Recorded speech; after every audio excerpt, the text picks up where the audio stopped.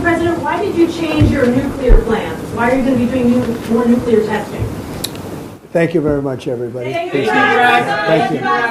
Thank you very much. Minutes before his meeting with China's President Xi Jinping in South Korea for trade talks, Donald Trump shocked the world. He ordered an immediate restart of US nuclear weapons testing. Trump posted the directive on Truth Social, saying the Pentagon would begin testing America's nuclear arsenal on an equal basis with other nuclear powers.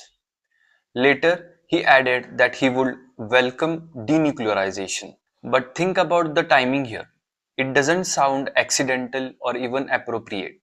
Two of the world's biggest powers, the US and China, were about to sit down for talks to strengthen diplomacy. And just before that, Trump chose to prepare the US for nuclear testing. That move alone sends a loud warning right in front of Xi, the world's third largest nuclear weapons holder. Imagine if Xi was asked, "Are you afraid of Trump's nuclear testing as a threat?" So it's clear Trump chose this meeting to send a direct message to China and its close ally Russia. Just days ago, under President Putin's supervision, Russia tested a new long-range nuclear-powered underwater drone weapon and also a nuclear-powered, nuclear-capable cruise missile. Putin called it a unique weapon that no other country possesses. Trump's call to restart US testing came right after that, as China also rapidly expands its own nuclear arsenal.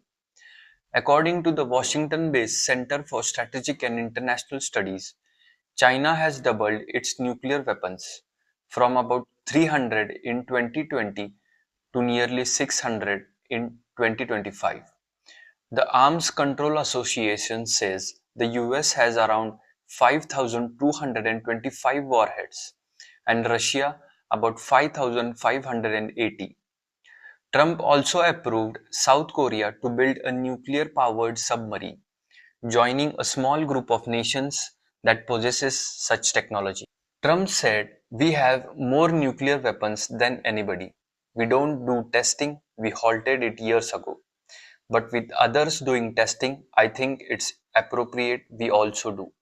It's still unclear if he meant actual nuclear detonations, something the US hasn't done in last 33 years, or just missile capability tests. Now, this was Trump's first face-to-face meeting with Xi in 6 years since returning to office. The summit came as US-China trade has faced a year of tariffs and volatility. Hopes were high for a breakthrough, with Xi revealing that trade negotiators had made quite progress behind the scenes. Xi said, "In the face of wind, waves, and challenges, you and I must stay the right course and keep the giant ship of China-US relations sailing steadily." China agreed to resume imports of American soybeans and curb the export of fentanyl, a key driver of the opioid crisis in the US.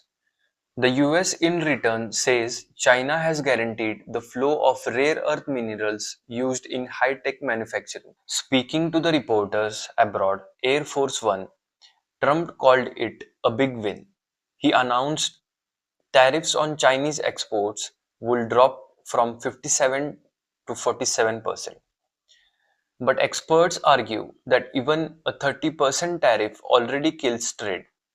So reducing it from 57 to 47% means very little in real terms. As Trump leaves Asia, the White House will celebrate this visit as a major success, bringing home multiple deals, especially with China.